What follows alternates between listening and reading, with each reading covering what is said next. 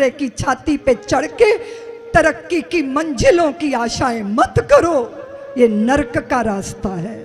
संवेदनशील बनो, एक दूसरे के प्रति सदैव बनो, एक दूसरे के प्रति संवेदनशील बनो। और ये संवेदनशीलता कैसे आएगी? जब संत की शीत प्रसादी खाओगे, उनके आचरण को देखोगे, उनकी शांत अवस्था को देखोगे, कैसे वो चुपचाप हलाहल पी जाते हैं और शांत बने रहते हैं। उनको देख के समझ में आता है कि कंकड़ पत्थर जो चोट खा के टूट गया कंकड़ बन गया, और पत्थर जो चोट को सह गया शंकर बन गया। उनको देख कर समझ आता है, उनको देख के समझ आता है। मैं धन्य हो गया व्यास जी, सत्संग करके धन्य हो गया। साधुओं ने मेरे चित्त में आग पैदा कर दी, ईश्वर प्राप्ति की आग। मेरी माँ इकलौता होने के कारण मुझे बहुत नहीं करती थी, उसकी वजह से साधु मुझे साथ नहीं लेकर गए। पर एक बार वो दूध दूहने गई, सर्प पे पांव पड़ा, माँ को सांप ने डसा, माँ की अंत्येष्टि करके मैं स्वतंत्र हो गया।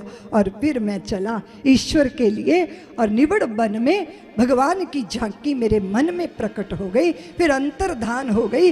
पर स्वाद किसी को लग जाए और फिर भोजन का व्यंजन का थाल हटा लिया जाए, ऐसा ही मेरे साथ हुआ।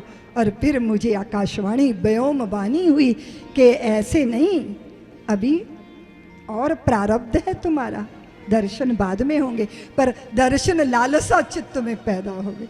देखो देव ऋषि बन गया हूं, नारद, वीणा मिली है, पादुका मिली है, यत्र तत्र सर्वत्र गति है मेरी व्यास जी। असुरों में बड़ा प्रिय हूँ, सुरों में भी बड़ा प्रिय हूँ। सबका प्रिय क्यों बन गया? क्योंकि भगवान मेरे प्रिय हैं और मैं भगवान का प्रिय हूँ। जहाँ जाता हूँ श्रीमन नारायण भवतारायण, श्रीमन नारायण। और जिनको देव ऋषि मिल गए उनको ईश्वर जरूर मिलता, चाहे वो क्रोध करें, कोप करें, प्रेम करें। पर देव ऋषि नारद के मिलने का फल है ईश्वर का मिलना, संत के मिलने का फल भगवंत का मिलना ही होता है। और कदाचित संत की दृष्टि मिलती है तो हमें समझ में आता है कि ये जो दिखाई देता है ये टिकेगा नहीं।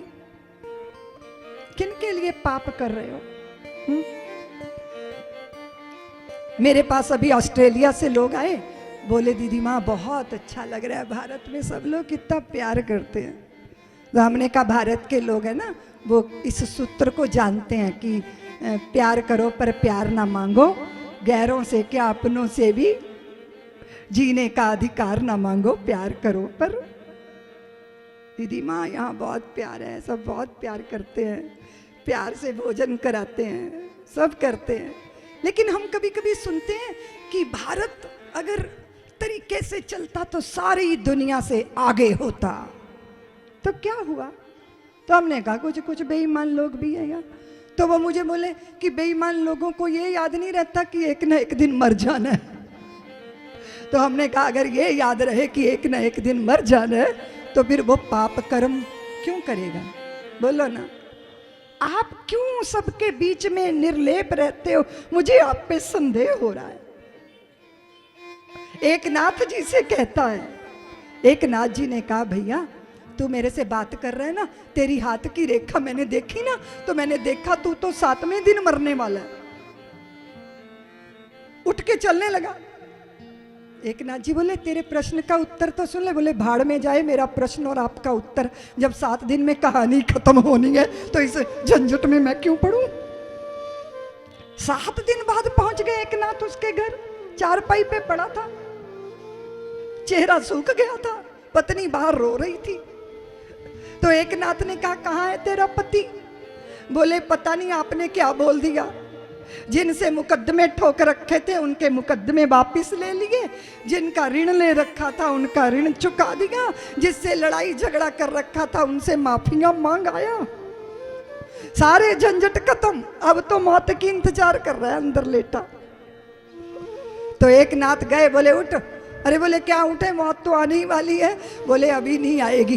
तूने मुझसे प्रश्न किया था कि आप संसार में निर्लिप्त कैसे रहते हो, तो मैं ऐसे ही निर्लिप्त रहता हूँ कि मुझे हर क्षण अपने शरीर की मृत्यु की याद रहती है। इसलिए सब में रह के सबसे हो, नाव तट से बंधी लहरों की मनमानी ना हो, नाव को उस पार जाने में कोई परेशानी ना हो।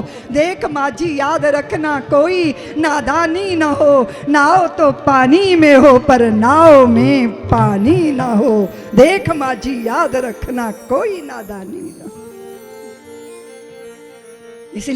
इसलिए सजग रहना चाहिए। जिना लई तू पाप कमाउंदा, किथे गए तेरे घर दे। पैर पसार पया बिच बेड़े, ते कड्डो कड्डो कर दे। जिस तुम भी नाल गुड़ती देंदे, उसे दे नाल पानी। जेड़े आए मेले ओ बंदिया, ओयो आए मकान। सब्सक्राइब करें साध्वी ऋतंभरा जी के YouTube चैनल को और हमारे वीडियो को सबसे पहले देखने के लिए बेल आइकन को दबाना न भूलें।